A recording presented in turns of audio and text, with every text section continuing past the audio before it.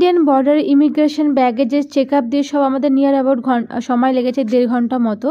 তো অবশ্যই একটু আগে এসে পড়বেন। আমার বগির নাম হলো H4, সেটার সামনে আমি দাঁড়িয়ে আছি। আর পেছনে যে গ্রিন কালারের দেখছেন এটা চেয়ার কার এসি, মানে হলো এতে চেয়ারের মতো থাকবে। এই যে সামনে যে গেটটা দেখছেন, সময় হলে এই গেটটা খুলে দেওয়া হবে, তার আগেটা লক থাকবে। এখনও 6:45 বাজে। তো এখানে অনেক সময় ইন্ডিয়ান বর্ডারে কিন্তু সময় অনেকক্ষণ লাগে, তাই ওরা বলে যে ট্রেন ছাড়ার আরও 2 ঘন্টা আগে এসে পৌঁছাতে। আমার সব কমপ্লিট হয়ে গেছে। আমি আর এখন 7:45 বাজে, ঠিক 7:10 ছাড়ার কথা, তারপরে দেখা যাক কী হয়। এটা হলো টোটাল 6 জন বসতে পারবে। মাঝখানেটা কিন্তু আমাদের ইন্ডিয়ান রেলওয়ের মধ্যে তোলা যাবে না, যদিও এটা ইন্ডিয়ান রেলওয়ে, এটা সম্পত্তি। আমাদের এটা শিফট করতে হয়েছিল। আমাদের এই সিঙ্গেল কেবিন, এটা একটা অন্য সিঙ্গেল কেবিন, যেটা হলো মাত্র 3 জনই বসতে পারবে। এখানে আমরা শিফট করে গেছিলাম। এইটা দেখুন, মাঝখানেটা কিন্তু তোলা যাবে না। তাছাড়া রেলওয়েটা যথেষ্ট পরিষ্কার, এবং ওপরে ওঠার জন্য এখানে সিঁড়ির মতো আছে, আপনারা দেখাতে পারলাম, এটা স্কিপ হয়ে গেছে। আচ্ছা, এটা হলো বাইরের ভিউটা। এখন লোকজন চেক ইন করছে।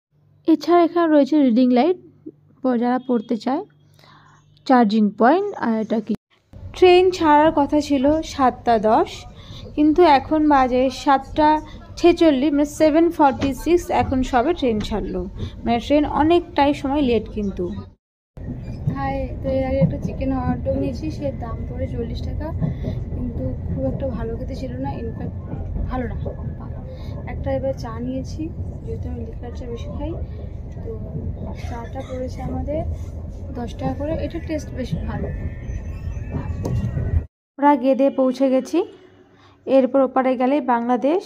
এখন এরা হলো যারা ইন্ডিয়ায় ঢুকছে তারা। আমরা কিন্তু এখন ঠিক এই জালের মধ্যে দিয়ে যাব। এটা স্পেশাল সিকিউরিটির জন্য, আমাদের এপাশ ওপাশ পুরোটাই জাল।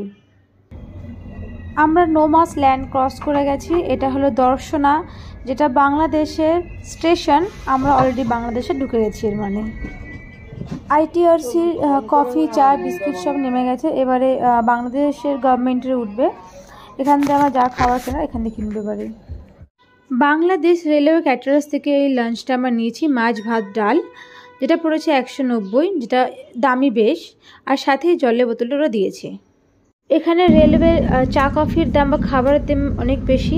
এইটা নিয়েছে লিকার চা, যেটা 20 টাকা, একটা লেবুর কোনা। আমরা নেমে গেছি, নেমে লাইন দিয়েছি, কারণ এখান থেকে আমাদের এবারে বাংলাদেশ বর্ডারে ইমিগ্রেশন হবে। ট্রেন বেশ খানিক সময় লেট ছিল, প্রায় 1.5 ঘন্টা মতো। তো আমার পরপর লাইনে এবার আমার রুমের দিকে যাচ্ছি। এখানকার গাড়ি ভাড়া খুব বেশি। এই একটা ডাবল ডেকার বাস, যেটা আমার খুব পছন্দের একটা বাস, বেশ সুন্দর লাগে। এটা BRTC, এটা বাংলাদেশ গভর্নমেন্টের বাস একটা।